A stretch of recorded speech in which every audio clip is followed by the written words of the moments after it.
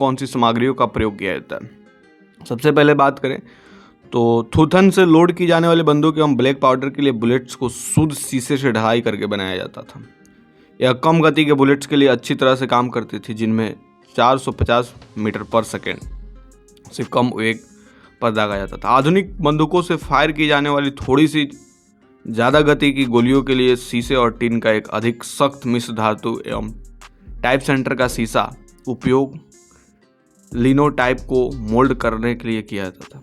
बेहतर और अधिक ज़्यादा गति की गोलियों के लिए जैकेट युक्त बुलेट्स का उपयोग किया जाता था। इन सभी में सामान्य तत्व तो शीशा है, जिसका उपयोग बड़े पैमाने पर किया जाता था क्योंकि इसका घनत्व तो अधिक होता था और इसलिए यह एक अधिक द्रव्यमान उपलब्ध कराता है और इस प्रकार से दिए गए आयतन से अधिक गतिज ऊर्जा उत्पन्न करता है। शीशा सस्ता भी होता है, इसे प्राप्त करना आसान है, इस पर काम करना आसान है और यह कम तापमान पर पिघल जाता है। इन्हीं सब कारणों से गोलियों एवं बुलेट्स बनाने में इनका उपयोग करना आसान है। यह भी कहा जा सकता है कि शीशा विषैला होता है और इससे यह ज़्यादा खतरनाक हथियार बन सकता है।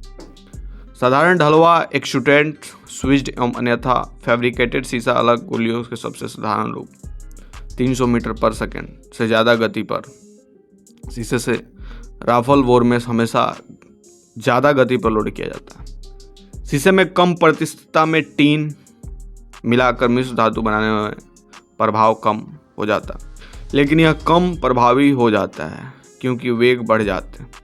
एक सख्त धातु जैसे तांबे से बने एक कप के गोल के आकार पर रखा जाता है और ये गैस चेक कहलाता है, जो अक्सर अधिक दाब पर फायर की जाने गोली के रियर को पिघलने के बचाकर शीशे के डिपॉजिट को कम करने के लिए काम किया जाता है, परंतु यह भी ऊंचे वेग पर समस्या का समाधान नहीं करती। जैकेट से युक्त शीशा और ज़्यादा गति के लिए बनाई गई गोलियों में शीशे का कोर होता है, जिस पर एक ग्लाइडिंग धातु जैसे क्यूप्रो न्यूक्लियल कॉपर मिश्र धातु एवं स्टील की जैकेट एवं आवरण होती है। सख्त धातु की एक पतली परत शीशे के कोमल कोर को उस समय रक्षा करती है जब गोली बैरल में से होकर निकलती या उड़ान भर रही होती, जिससे गोली अक्षुण्ण रूप से लक्ष्य को निशाना बना पाती है। यहाँ बाहरी शीशे का कोर अपने लक्ष्य की ओर गतिज ऊर्जा दे देता है।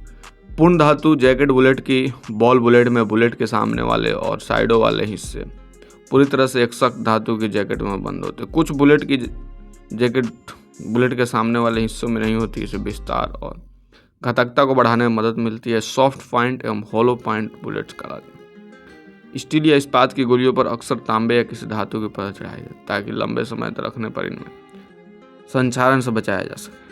सिंथेटिक जैकेट सामग्री जैसे नियोलॉन और टेफ्लॉन का उपयोग सीमित सफलता के साथ किया जाता है। ठोस एवं धातु की गोलियों बड़े खेल वाले जानवरों में गहरे भेदन के लिए बनाई और बड़ी रेंज एवं शूट करने के लिए सिलेंडर के आकार की बहुत कम ड्रैग प्रोजेक्टाइल होती है।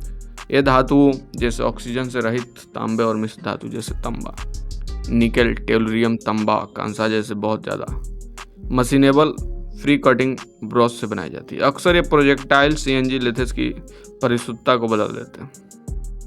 जैकेट से युक्त डिजाइन यहाँ कोर पदार्थ बहुत सख्त उच्च घनत्व एवं धातु जैसे टंगस्टन, कार्बाइड, डिप्लेटेड यूरेनियम एवं स्टील होता है। अक्सर एक नुकीले शीर्ष का उपयोग किया जाता है, परंतु आमतौर पर यह भेदक हिस्से पर एक चिमटा शीर्ष अधिक प्रभाव देता है।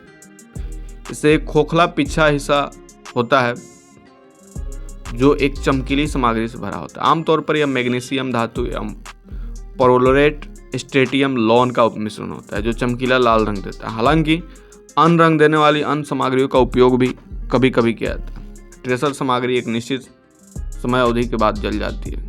ऐसे बारूद एवं शूटर के लिए विशिष्ट दृष्टि से महत्वपूर्ण होता है। लक्ष्य वास्तविक प्रभावी बिंदु से कितना रहते और ये सीखने के लिए महत्वपूर्ण होते हैं। गतिशील राइफल से कैसे पॉइंट शूट को लक्ष्य के बनाया जाए। इस प्रकार के राउंड का उपयोग जटिल वातावरण में संयुक्त राज्य अमेरिका की सेना भी सभी शाखाओं के द्वारा अनुकूल बलों के लिए सिग्नल उपकरण के रूप में किया जाता है। समान रूप से इसे बॉल गोला बारूद के 4 के अनुपात में लोड किया जाता है। इसका उपयोग वहीं किया जाता है जहां पे ऑफ फायरिंग कर रहे हैं और अनुकूल बल लक्ष्य पर निशाना बना रहा है। ट्रेसर राउंड की उड़ान विशेषताएं समान गोलियों से अलग होती है जो अन्य गोलियों से जल्दी ऊंचाई में कम हो जाती है क्योंकि वायुगतिक ड्रैग अधिक होता है। आग लगने वाली गोली या गोलियों का विस्फोटक